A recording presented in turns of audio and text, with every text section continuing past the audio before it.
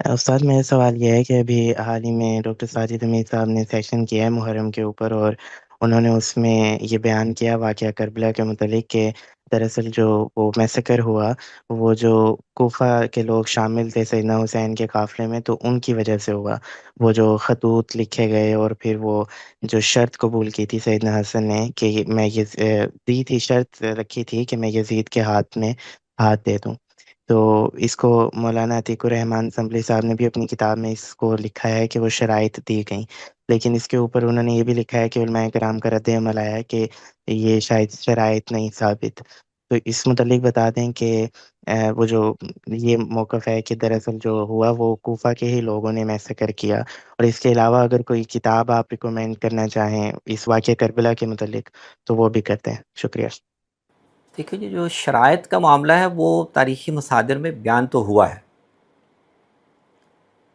تاریخ کی روایتوں میں بیان تو ہوا ہے اور مورخین اس کو نقل کرتے ہیں، لیکن تاریخ کی روایتوں میں یہ بھی بیان ہوا ہے کہ بعض روایتوں میں کہ بعض لوگ یہ کہہ رہے ہیں کہ یہ لوگوں کے ہاں ایک بات ایسے بیان ہو رہی ہے کہ اس طرح کی پیشکش ہوئی تھی، لیکن یہ کوئی مصدقہ بات نہیں ہے۔ تو اب چونکہ میرے خیال میں جو اس واقعے سے متعلق زیادہ تر تفصیلات ہیں ان کے بارے میں زیادہ تر ایسی ہیں کہ وہ اب بالواسطہ راویوں کے ذریعے سے نا اب تک پہنچی ہیں۔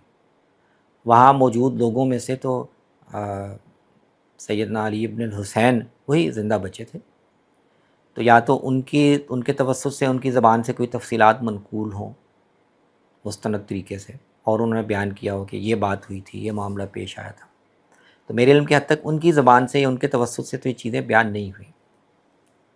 تو کچھ دوسرے بالواسطہ طریقوں سے ہی چیزیں آئی ہیں۔ اب اس میں ظاہر ہے پھر مورخین کو وہ پھر دوسرے شواہد کی روشنی میں سیدنا حسین کی شخصیت کو سامنے رکھتے ہوئے وہ پھر یہ قیاس کرتے ہیں کہ کیا ایسا ہو سکتا ہے کہ یہ شرائط انہوں نے بیان کی ہوں۔ تو بہت سے مورخین کا، بہت سے لوگوں کو کہنا ہے کہ ہاں یہ انہوں نے بیان کی ہوں گی، اور اس کے لیے بھی ایک کانٹیکسٹ بن جاتا ہے کہ جب انہوں نے یہ کہا کہ میں تو کوفے والوں کے بلانے پر آیا تھا، لیکن اگر ساتھ دینے کے لیے آمادہ نہیں ہے تو میں واپس چلا جاتا ہوں، مجھے آپ راستہ دے دیں، واپس چلا جاتا ہوں، یا کسی محاذ پہ چلا جاتا ہوں، یا سیدھا دمشق چلا جاتا ہوں۔ تو اس کانٹیکس میں آپ دیکھیں تو امکان بنتا ہے کہ انہوں نے یہ بات کہی ہو، لیکن آپ اس پر پہلو سے دیکھیں کہ وہ تو اصل میں یزید کی بیعت نہیں کرنا چاہ رہے تھے، وہ انہوں نے سیدنا معاویہ کی زندگی میں بھی نہیں کی، ان کے بعد بھی نہیں کی۔ تو اگر نہیں کی تو اس کا مطلب ہے کہ وہ نہیں کرنا چاہتے تھے، اس کو درست نہیں سمجھتے تھے۔ تو ہو سکتا ہے اس پہلو سے آپ دیکھیں تو اس موقع پہ بھی انہوں نے یہ پیشکش نہ کی ہو یا یہ آمادگی ظاہر نہ کی ہو، یہ کہا ہو کہ ٹھیک ہے کوفے والے اگر مجھے ریسیو کرنے کے لیے آمادہ نہیں ہیں تو میں مکہ چلا جاتا ہوں، واپس چلا جاتا ہوں۔ یا زیادہ قرینہ قیاس یہ ہے، انہوں نے کہا کہ اچھا ٹھیک ہے، اگر تمہیں مجھ سے خدشہ ہے کہ میں کوئی خرابی کروں گا تو مجھے کسی محاذ جنگ پہ جانے دو، میں وہاں جیسے اور اللہ کے بندے جہاد کر رہے ہیں وہ وہاں پہ جہاد کرتے ہوئے شہید ہو جاؤں گا۔ تو اب یہ دونوں قیاسات کے لیے نا بنیادیں مورخین کے پاس موجود ہیں۔ اب حقیقت حال کیا ہے اللہ عالم، ہم کچھ تاریخ کے بیانات کے بارے میں یعنی قیاسات سے زیادہ کچھ کہہ نہیں سکتے۔ دوسرا سوال کیا تھا کہ وہ کوفے والوں نے ان کو شہید کیا۔ جہاں تک مجھے روایات میں نے دیکھی ہیں تو ایسا نہیں ہے، وہ تو یعنی کیونکہ اس واقعے کے بعد جتنے بھی لوگ تبصرہ کر رہے ہیں اور ذمہ دار ٹھہرا رہے ہیں، لان تان کر رہے ہیں، وہ ابن زیاد کو اور اس کے جو مامورین ہیں انہی کو قرار دے رہے ہیں۔ تو ہم اثر لوگوں میں میرے سامنے ایسے شواہد میرے نظر میں نہیں ہیں، ہو سکتا ہے کچھ لوگوں نے ڈھونڈے ہوں اور بیان کیے ہوں، میری نظر میں نہیں ہے۔ وہ سارے لوگ جتنے تبصرے میں نے دیکھے ہیں وہ سارے ابن زیاد کو ہی لان تان کر رہے ہیں، ابن مرجانہ کو ہی کہہ رہے ہیں کہ یزید کا بھی یہی منقول ہے، وہ اس کو لان تان کر رہا ہے کہ میں نے یہ تو نہیں کہا تھا۔ تو جو ایک معروف بات بیان ہوئی ہے اور عام طور پر ذکر ہو رہی ہے، اس کو چھوڑنے کے لیے جتنے قوی شواہد یا دلائل ہونے چاہیے کہ نہیں یہ وہ اصل میں کوفے کے لوگوں نے شہید کیا تھا، وہ میرے خیال میں میسر نہیں ہے۔ قیاسات سے تو آپ کچھ بھی کوئی بھی تصویر بنا سکتے ہیں. جو چیزیں تاریخ میں بیان ہوئی ہیں ان کی روشنی میں مجھے یہ کوئی بہت قوی یا مبنی پر دلائل مفروضہ نہیں لگتا. باقی اللہ عالم. اور استاد اگر کوئی کتاب اس متعلق آپ ریکمینڈ کرنا چاہیں. اصل میں کتاب کے بارے میں بھی کہنا مشکل ہے. کتاب کیونکہ جو بھی لکھتا ہے نا وہ ایک نتیجے پہ پہنچ کے لکھتا ہے. تو وہ نتیجے پہ پہنچ کے لکھتا ہے تو ظاہر ہے وہ اپنے نقطہ نظر سے شواہد کی ان کی درجہ بندی بھی کرتا ہے, ایک انٹرپریشن بھی اس کی بیان کرتا ہے.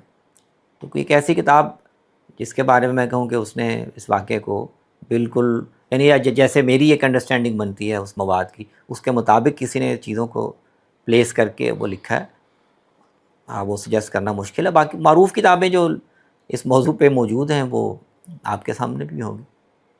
میرا سوال آپ سے ایک واقعہ کربلا کے متعلق ہی ہے کہ جیسے ہمارے بعض اہل علم کی رائے ہے کہ یہ ایک خالصتاً ایک سیاسی اقتدار کی کشمکش تھی, ایک سیاسی معاملہ تھا یہ, اور ہمارے غامدی صاحب بھی واقعہ کربلا کو ایک بنیادی طور پر تاریخی اور سیاسی واقعہ ہی قرار دیتے ہیں.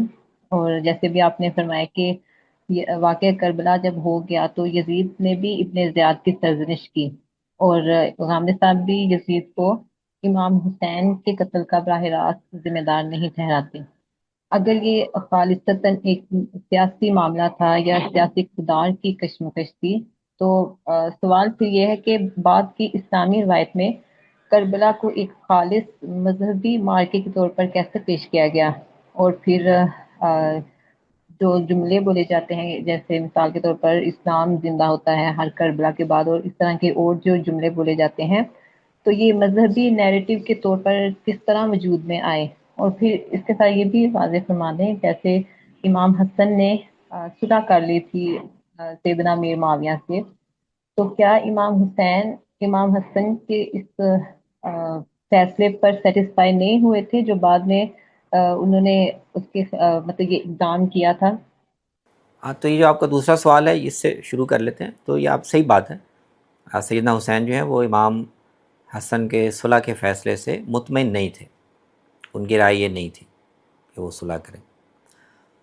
تو روایات جو بیان ہوئی ہیں تاریخ میں وہ سیدنا حسن ایک طرح سے اپنے بڑے بھائی ہونے کی حیثیت سے جیسے ان کو تھوڑا ڈانٹ ڈپٹ کے اور اپنی حیثیت کا یا اس کا حوالہ دے کر ان کو آمادہ کیا تھا. تو بنیادی بات یہ ہے کہ اس پورے معاملے میں ان کا رجحان سیدنا حسن کا ویسے پہلے سیدنا علی کے خلافت کے موقع پہ بھی ان کا رجحان مختلف تھا. وہ تو ان کو بھی مشورہ دے رہے تھے کہ آپ یہ ذمہ داری کم سے کم ان حالات میں نہ لیں. تو ان کا رجحان اس وقت بھی یہ تھا, پھر بعد میں انہوں نے خود خلافت سے دستبرداری اختیار کر لی. تو سیدنا حسین جو ہیں وہ اس سے متفق نہیں تھے. دوسری بات یہ کہ یہ معاملہ تھا سیاسی تو تھا, یعنی سیاسی بنیادی طور پر تو سیاسی ہی تھا, لیکن سیاسی ہونے کا کیا مطلب ہے؟ یعنی وہ محض اقتدار کی کشمکش تھی یا سیاست میں ایک اصول کی پاسداری کی یا عدم پاسداری کی بات شامل تھی؟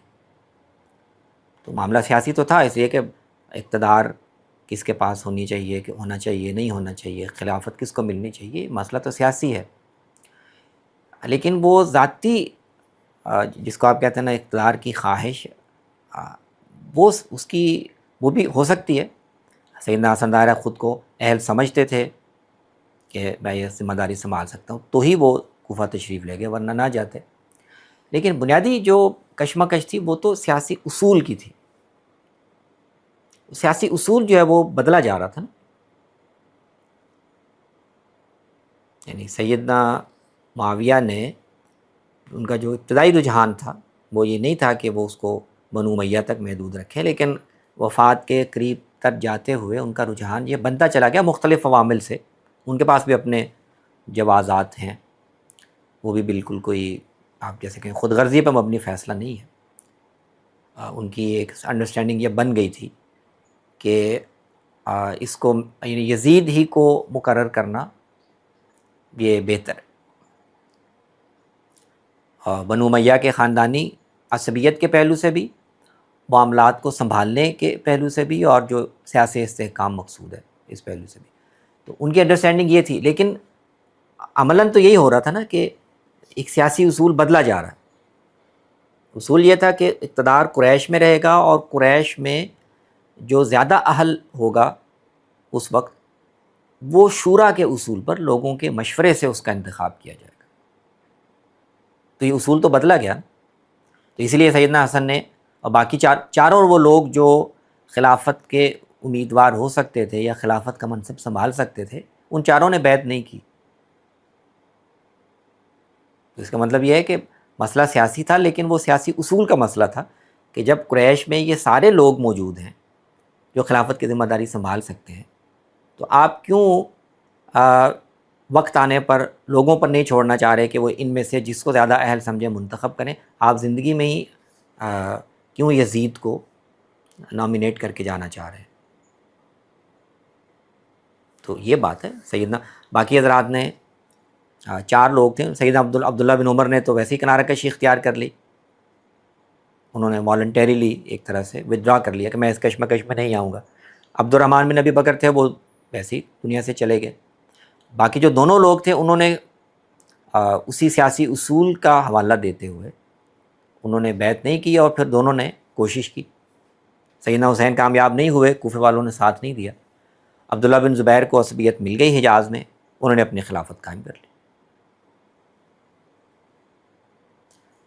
اور جو تیسرا آپ کا سوال تھا کہ یہ امت میں پھر یہ کیسے، اس لیے کہ وہ واقعہ دیکھیں نا، وہ بہت معمولی واقعہ تو نہیں ہے، بہت بڑا سانحہ ہے.